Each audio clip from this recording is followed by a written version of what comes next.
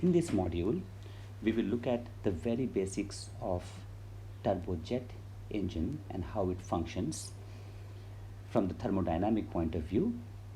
Turbojet engines are the simplest kind of engines that propel aircrafts. There are many variants like turbofan, turboprop, etc. If you look at an aircraft flying, let's say, at some velocity v0, we have the schematic showing us the wing and the engine attached below the wing, as it is the case in many commercial transport. The engine generates thrust for propelling the aircraft. Now, how does it work? How does an aircraft engine work?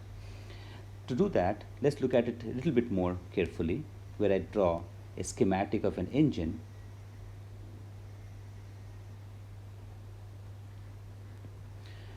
And if you're sitting on the engine, we see that air is coming towards it at the same speed as the flight velocity v0, and the engine generates a very high speed jet, let's say vj.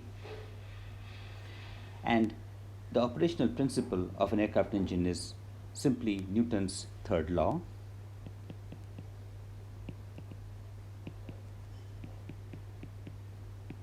For every action, there's an opposite and equal reaction.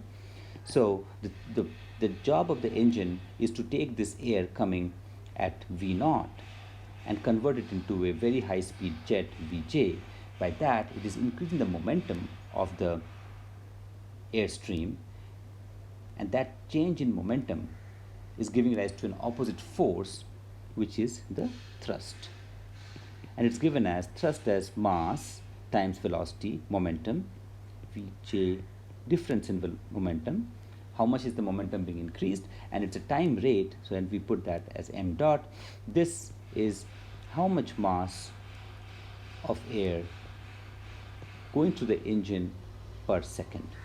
We will learn about m dot much more as we go ahead into the subject, but this is the formula for calculating thrust of an engine.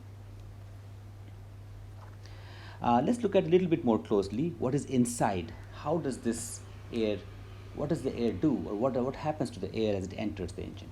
This is a picture of many of the details that is present, the machinery that's present inside a turbojet engine. The air coming in from the left goes through what's called the intake. Then there is the compressor, which increases the pressure and temperature of the air. Then fuel is injected and burned inside the airstream. This is in the combustor. After that, that hot gas with fuel burnt in it goes through what's called a turbine, and it generates power for the compressor. They're connected on a single shaft. After the turbine, the air goes through the nozzle and then comes out as a high-speed jet. In fact, the machinery is fairly complicated, and possibly an aircraft engine is one of the most complicated piece of machinery that you would come across. The compressor and the turbines are actually rotating devices. They have blades, and sometimes hundreds of blades inside a compressor that rotate and energize the fluid. Similarly, a turbine is also rotating machinery with lots of blades. There are a lot of details of this which are hard to present in a schematic, and in fact there's a lot of good videos available on YouTube. Here is one link that I would present here, which you may want to see. It shows a lot of details of the compressor, combustor, and turbine, along with what happens to the air in an animated animation as the air goes through the engine. Okay, now coming back to thermodynamics, when we look at an aircraft engine, we have a compressor. it's called a flow through device because air is flowing through the engine, coming in continuously to the intake and going out through the nozzle. It's a flow through device, and it has a compressor. Let me write it this way: a combustor and a turbine. These three are the main components of an aircraft engine, of a turbojet engine. In fact, these three components together are called the gas turbine. And gas turbine is actually a very important piece of machinery, not only in aircraft engines but also in power generation and in fact many other scenarios. So the three components, compressor, combustor, turbine, essentially represent three key steps of the engine: compression, combustion or heat addition, and expansion. These three steps, in fact, are identical to what happens in an IC engine. Let me write that down because it's important. Same three steps as an IC engine, and the only difference is that here the three steps are happening in three different components. Compression happens in compressor, combustion in combustor, expansion in turbine. Whereas in a piston cylinder, in an IC engine, all three steps are happening in the same cylinder. The gas is in the same place, not going anywhere, and the three steps are happening sequentially, one after the another, in the same piston cylinder. Okay. Other than that, the processes are very similar between IC engine and gas turbine, and we will look at the details as we proceed in the course. Let's look at some of the key aspects of gas turbine engine when we come to the thermodynamic side of things.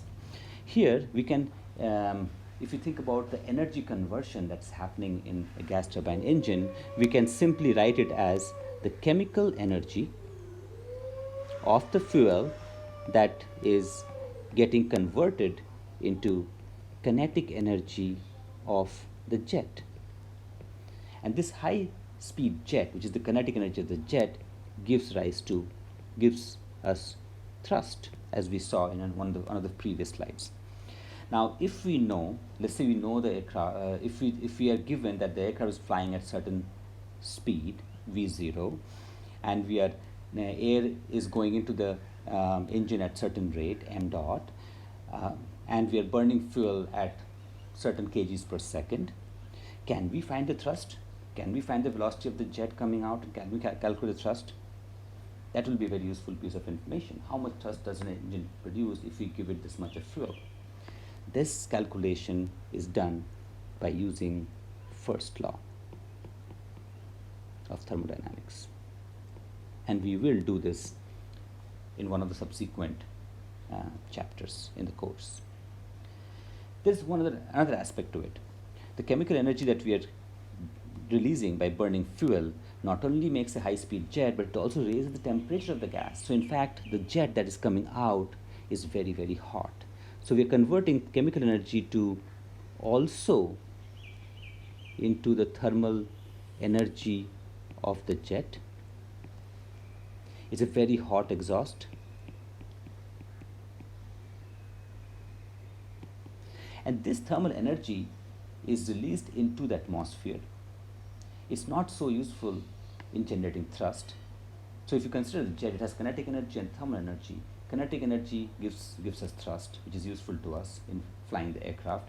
Thermal energy gets lost to the atmosphere. It's a waste. Naturally, the question is, can we minimize the waste and increase the kinetic energy part of it? If we do that, if we minimize thermal energy or temperature of the jet, if we can do it, then that will give us a way to maximize thrust for the same chemical energy of the fuel. We're just distributing it differently and making it more useful to us. So how can we figure this out? And that's where comes second law of thermodynamics. It lets us do exactly this kind of calculation.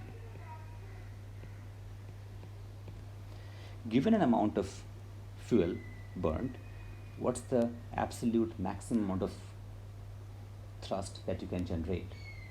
What's the absolute minimum amount of energy that can be wasted? It cannot be zero. In fact, that will violate the law.